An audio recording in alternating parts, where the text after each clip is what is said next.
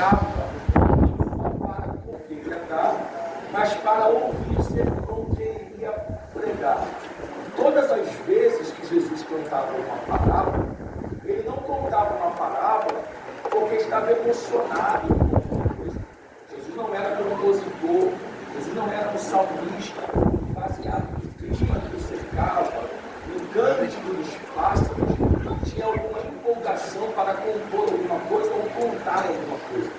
Todas as vezes que Jesus contou parábola, é porque antes dele contar, alguém o questionava sobre alguma coisa. Vou dar alguns exemplos para que você fique familiarizado com isso. Você deve lembrar de Lucas, capítulo 15, que é um dos episódios mais marcantes que a ideia vai falar sobre parábola.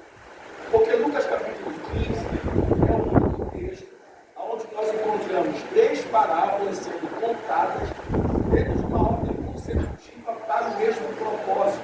Primeira parábola do pastor que possuía 100 ovelhas, uma se perdeu, ele vai atrás da uma, encontra, coloca no ombro, traz de volta, juntando a perdida com as 99, há uma grande festa. Nós podemos perceber que a segunda parábola é a parábola da mulher que perde uma das 10 moedas que possui.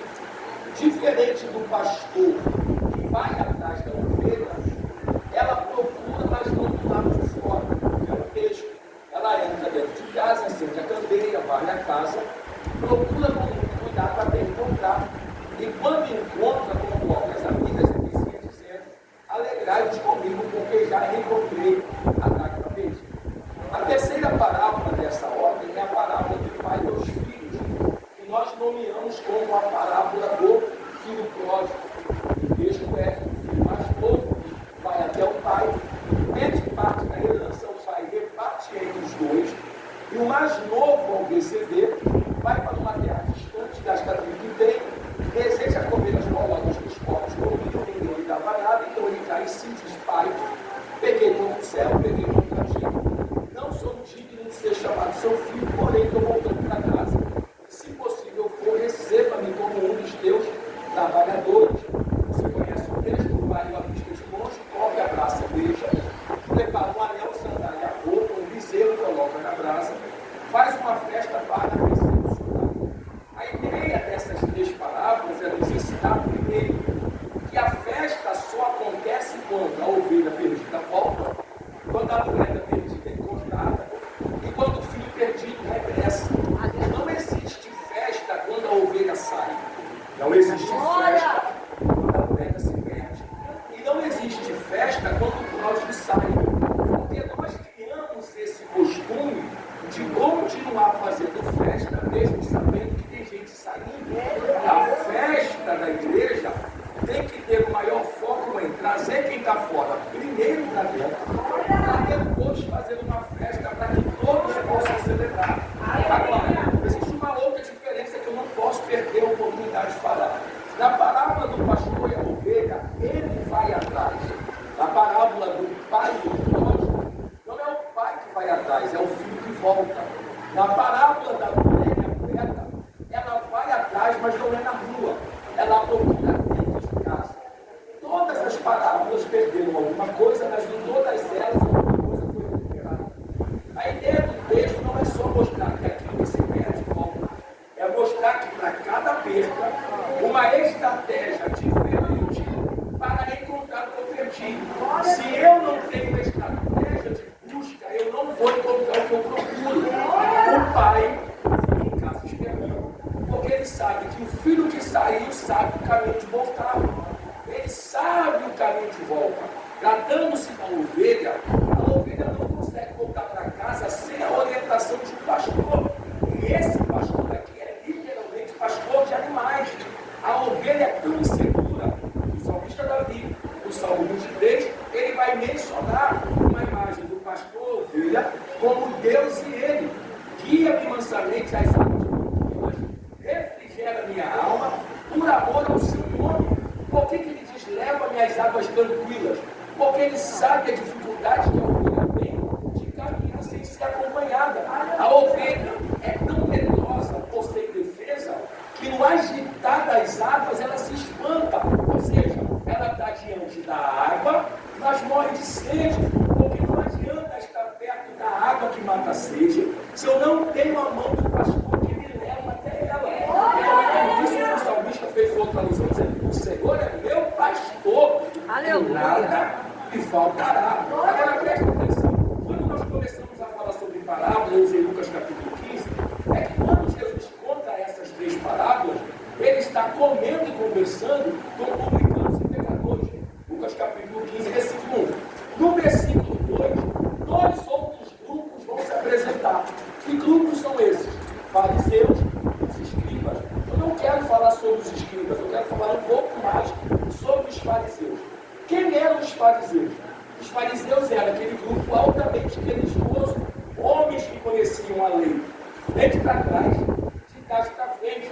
Por isso carregavam o nome e título de doutores da lei. Se eles estivessem presentes nesse tempo, seriam aquele grupo da discussão teológica da prateleira de cima. Então eles estão vendo Jesus comer como pecadores, e o pensamento deles é: por que ao invés de Jesus sentar com quem sabe, ele senta e come com quem não sabe nada? Porque a ideia do reino não é ensinar para quem sabe. A ideia do reino é ensinar para quem ainda não conhece. Daqui a pouco a gente vai chegar lá. Quando eles começam a criticar, esse grupo de fariseus se apresentou para Jesus muitas vezes. Eu vou falar só 2 vezes que eles se apresentaram. Primeiro, Jesus falou isso aqui sobre eles: todas as vezes que vocês virem um fariseu pregar, faça tudo o que ele fala, mas de maneira nenhuma tem a mesma prática de vida que ele tem. Irmão, presta atenção. A mensagem de Jesus é a mais simples possível e a mais profunda ao mesmo tempo. Se nós ouvirmos o que Jesus falou, nós vamos entender o viés do Evangelho. Olha o que ele está dizendo: viu um fariseu pregar, pega tudo o que ele está falando e pratica. Mas quando você encontrar com ele no dia a dia, não tem a mesma prática de vida que ele tem. Por que essa diferença entre o que ele fala e como ele vive? Porque o fariseu é bom pregando, o fariseu é bom ensinando, o fariseu é um profissional que consegue mascarar o seu caráter dentro do culto. Mas quando o culto acaba, a luz apaga, a porta da igreja fecha, a vida que ele leva da porta para fora não tem nada a ver com a mensagem que ele prega da porta para dentro. Eu não sei se você vai gostar do que eu vou falar. Ninguém vai dar crédito ao que você fala se não ver concordância com a mensagem que eu prego e a vida que eu levo. Quando eu quero usar a autoridade, eu abro a boca para falar, porque pelo jeito que eu falo, eu revelo a autoridade que tenho. Mas quando o assunto é santidade, não adianta abrir a boca, é a caminhada. A minha santidade. Se puder me dar só mais um pouquinho de retorno, por que a caminhada revela a minha santidade? Você lembra de Eliseu? A Bíblia diz que Eliseu estava caminhando, transitando, andando pela cidade de Sunem. Aí uma mulher, olha o texto, uma mulher observou, preste atenção, ela não olha para ele, ela observa, é o texto. Ela chama o marido e diz: desde que tenho observado que esse que sempre passa por nós é o santo homem de Deus. Por que ela observa e não olha? Porque olhar é colocar o olho em alguém e tirar. Agora, observar é acompanhar como ele chega, como se comporta e como ele sai. Ele sempre passa, é o texto. Então ela olha ele na segunda, acompanha na segunda, olha na terça, acompanha na terça, ela olha na quarta, acompanha na quarta, e ela não vê falta de santidade nenhum dia que ele transita. Então olha o pensamento: como é que ela diz que ele é santo, se naquele dia ele não operou nenhum milagre? Porque um milagre não depende da minha santidade.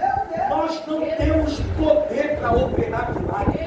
Deus opera milagre pela sua vontade, como dom que colocou sobre nós. É por isso que você escuta quando eles falar: fulano tem o dom da cura. Orou, não curou, porque ele pode invocar o dom, mas a liberação revelação da cura depende daquele que é maior que a ciência. Então, o jeito que eu amo, o jeito que eu chego, o jeito que eu falo, o jeito que eu me comporto, revela a santidade que eu carrego. Então, esses fariseus eram um grupo dentro da sinagoga e tinha um comportamento fora da sinagoga. Então, Jesus começou a contar parábolas, porque ele foi questionado. Você já sabe o que é parábola. Agora, olha Mateus capítulo 13. Jesus está cercado por uma grande multidão. Ele começa a contar a parábola. E olha a linguagem que ele usa. Ele diz que um semeador saiu a semear. Presta atenção. Por que ele usa semeador, semente e solo? Semeador, semente e solo. Semeador saiu a semear. Por que ele usa isso? Porque todo Israel vivia da agricultura. Então todo homem ou filho primogênito sabia muito bem o que era plantar, esperar e colher.